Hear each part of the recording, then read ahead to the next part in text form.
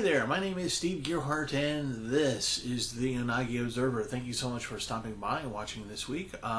This channel is about stuff like anime mostly and things that have to do with Asian pop culture, music, movies, culture in general, history and stuff like that. But we also talk about other fandoms like science fiction, gaming and horror and things like that. Wonderful fantasy, science fiction, fantasy.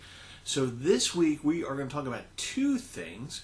The first thing that we're going to get into is going to be a review of the science fiction movie called Moon that came out in 2009.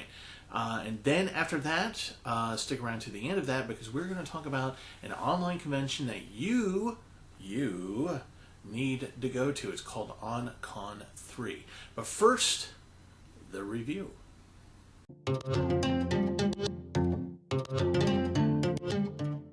So today's review is on a movie called simply Moon. It is the first movie in a trilogy of films called the Moon Trilogy. These are movies done by Duncan Jones. Moon was in fact his first movie ever. It's his debut movie. It's based on a story that he wrote a few years prior and was able to get funding and make a movie out of it. The budget of this movie is pretty small. It's only $5 million.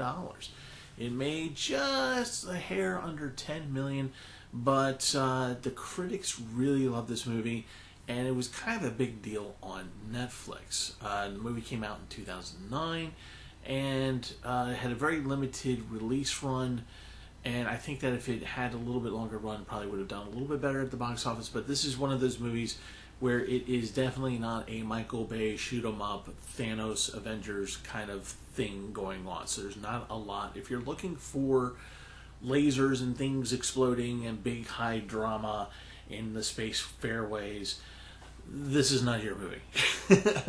This is more of a thinking movie. This is more along the lines of like Blade Runner 2049, movies that make you think a little bit.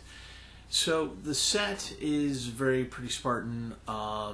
There's not a whole lot of special effects to this movie. It is really character driven and dialogue driven, and there's not that many people in this movie actually. So why don't we just get into the plot real quick?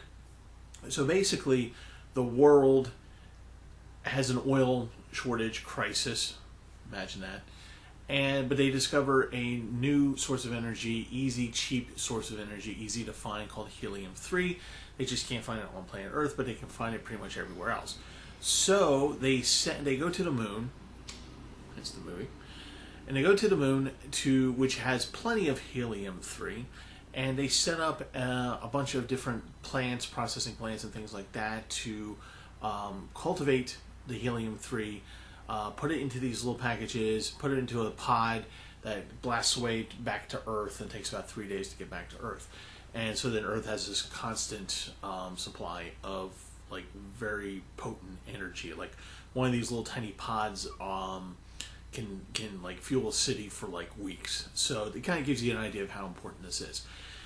The base, most of the bases are fully automated, and they really only need Lunar Industries, that's the name of the company, really only needs one guy up there to kind of oversee things and just kind of tighten the bolts and make sure nothing blows up and stuff like that. So they only send one guy up there, and that's Sam Bell. That's played by Sam Rockwell. And he goes up there, and his gig is literally a 3-year contract. He's on the moon, and he just basically goes out in a truck, big truck on the moon, and he goes out and he goes to these different processing sites, and he picks up the helium-3, safely packages them up, inventories them, and puts them onto a small spaceship built just to send these back to Earth, and he launches them off. And in the meantime, between doing that, he's kind of doing some maintenance work. So he's kind of like a very well-paid, high-tech janitor almost. He is by himself, but he's accompanied by an AI called Gertie, who is voiced by the actor Kevin Spacey. This was in 2009, so this is before Kevin Spacey kind of had his meltdown, or about then.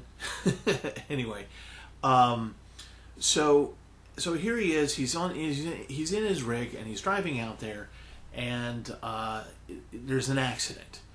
he wakes up in the infirmary and he doesn't really have any recollection of what happened. And he notices that he's 2 weeks away before he has to go home. So he's looking forward to this. And he's kind of wrapping things up. But suddenly there's all these communication glitches. Like he can't communicate back home. He can't get through. The Lunar Industries can get through to him, but he can't get through to Earth.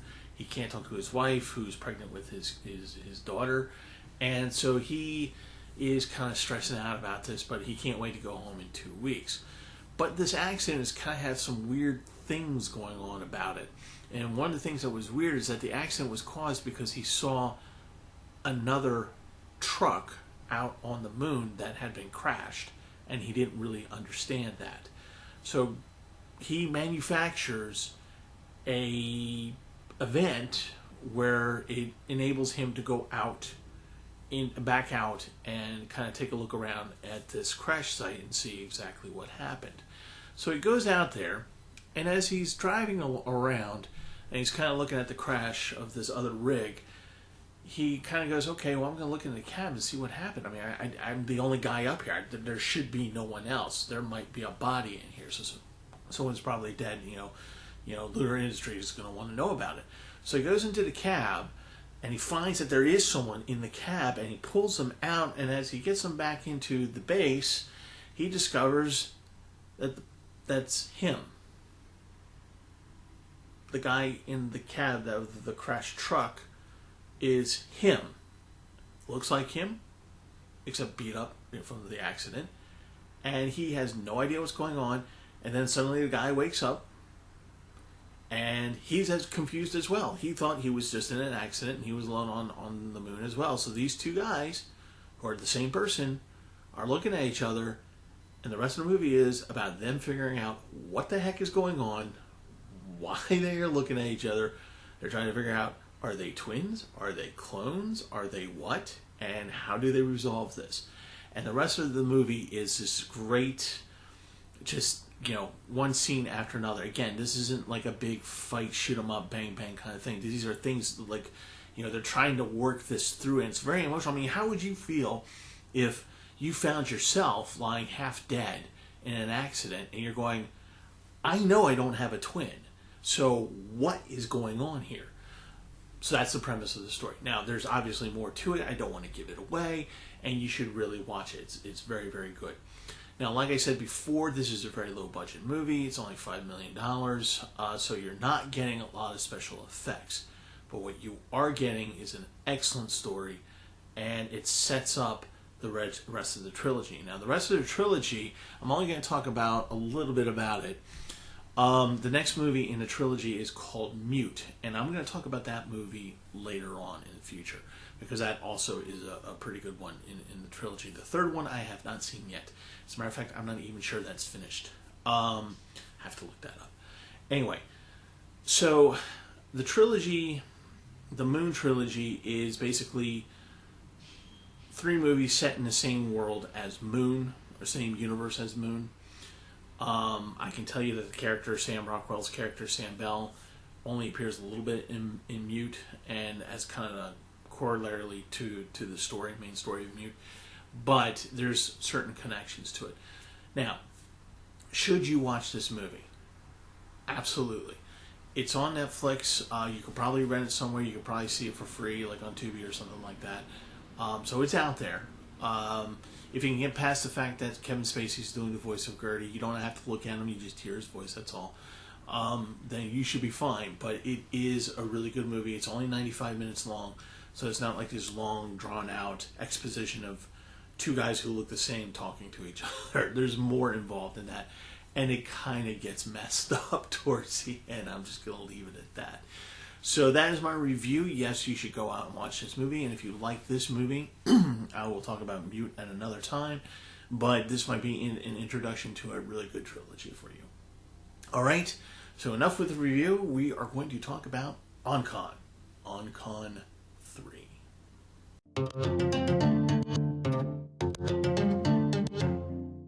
Thank thank you for sticking around so you can hear about On-Con3. What is On-Con, or particularly On-Con3? Well, On-Con is an online anime convention specifically tailor-made for times like these with COVID-19.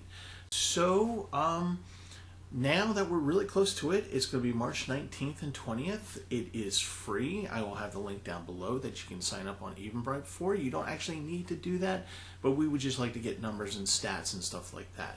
You can actually just show up to the Geek Archaeology Discord site or the live On-Con site and just follow the links from there. Otherwise, just click the links down below so you can kind of see stuff. So this is the point where I'm going to have to pick up my cell phone and read from it, because now I have stuff to announce to you, like really cool stuff that's going to happen. So at On-Con, what can you do? On the Discord portion of it, you're going to be able to do cosplay. So if you do cosplay, dress up, take pictures of yourself, send them into to the Discord. There will be a place for that. You'll see the links for that on the On-Con page. Do you have a collection of stuff? Do you have cool stuff in your collections, like cool mangas, cool dolls, things like that? Take pictures and also send those in, because we're going to have a place for that too, so people can see your awesome stuff. Then we're going to have a merchandise swap meet. That's right, you can buy, sell, trade your stuff with other people and their stuff. And isn't that cool that we all can still get stuff? So that's kind of part of the Discord part of it. A schedule. That means that we actually have things that needed to be scheduled. So for the live feed schedule, which is going to be on the Geek Archaeology live stream, so that's all going to be on YouTube. So on Friday the 19th, we're going to have opening ceremonies where we're going to just kind of talk about anime in the 1990s, which is the theme of On-Con3, anime of the 1990s. And then on Saturday, we're going to, starting at 9 o'clock, we're going to have panels. Brent Newhall, who's organizing this whole thing, and he's been running the On-Con and Geek Archaeology. If you've never seen his panel, please show up and watch him. He's really informative. He knows his stuff. And they're fun, too. So it's going to start at 9 a.m. with one of his, A Brief History of 1990s Anime. Then at 10:30, you get to see me talk about the music of Cowboy Bebop, and I sure hope you come by and see that. By the way, there is a chat function, and yes, you will be able to ask questions, and there will be a live segment afterwards, so that Q&A, so that we can answer your questions. Isn't that cool? Then we're going to do, at around noon, and this is really kind of cool, Otaku no Cooking, cookies for charity. Not sure why, but we're all fascinated when Brent makes cookies. So we have a charity assigned to this, so why not? It'll be fun. Watch it. Maybe see if you can get the cookies, and your money will go to a good cause. We're going to talk about, at 1 o'clock, a lunar legend, a history of Type Moon. 2:30, we're going to have another one of Brent's panels, Losing Society. 3:15, what it was like as an American otaku in the 1990s, another Newhall presentation. And then at 4 o'clock, we got a really cool thing going on. Kira's Akiba Tour. She's also known as Ginger Gaiden. There's going to be at 5:30 a con watch party, which you should be part of on SciTube, because I think we're going to be talking about what we're going to be watching, which I think is going to be Spriggan. And but between that and the weekly dig is going to be another charity auction. Again, you can get cool stuff, and money goes towards a good cause. And then 8 o'clock is the normal weekly dig that I'm part of, and John's part of, and Brent's part of, and we're going to talk about Spriggan. And then at 11 o'clock on my SciTube channel, we're going to have an AMV rave. That should be a lot of fun. We do have 2 video rooms. I'm going to talk about the first one. And the first one is going to be 1990s anime, and that's going to be another SciTube channel. That's going to be Brent's SciTube channel. It's Geek Archaeology SciTube channel. So there's going to be a whole schedule of that. Again, click on the link to see the schedules of what's going to be playing. But it's going to be a bunch of stuff, 90s stuff that you're going to like. Brent was able to get a sponsorship. So we are going to have the Geek Archaeology Twitch up as well. So we'll have the link to that, because the awesome people at Nozomi Entertainment has allowed us to show their titles on the Twitch channel. So please go over there and watch their anime. And if there's stuff that you like and you want to buy from them, and please do. They're just being really awesome with us, and we get to do this for free. So they're being really awesome. So give them some love. Throw them some money at them. Again, it's Nozomi Entertainment. You'll be able to buy their stuff at rightstuffanime.com or call 1-800-338-6827. That number will be on the On-Con3 big information page, of which the link, again, will be down below. So I hope I will see you, hope we all see you at On-Con3 starting on March 19th, opening ceremonies, and then we're going to go through all day Saturday into the night, talking about anime, 1990s anime, and having cool stuff happening. And again, please be there. We got the chat function up. Throw in your 2 cents. Meet some people. Oh. And even though there's a limited amount of space within the virtual con meetup place, we're going to have like a little virtual convention. Like you can actually get an avatar and walk around. And you'll be able to talk to other congoers. Now, there's only X amount of people. I'm not exactly sure how many people can actually use it at one time, but we're going to have that set up, and hopefully that's going to be up and working as well. So, again, that'll be on the page down below. So, thank you so much for watching this week's video. I hope the review will entice you to see Moon. It really is a good movie. You really should watch it. And again, I hope to see you guys at On-Con3 between now and when things open up, and they are starting to open up, and we're starting to get our vaccines, but we still have to wear a mask, social distance, because I want you all to be healthy so that I can someday meet you in person, and wouldn't that be cool? Okay, like and subscribe. If we get up to about 200 subscribers, you all get digital sushi. Who does not want digital sushi? And I think that's a bit for my rambling, so love you guys. Be awesome. Stay safe. Stay healthy. And see you at On-Con. Have a good one.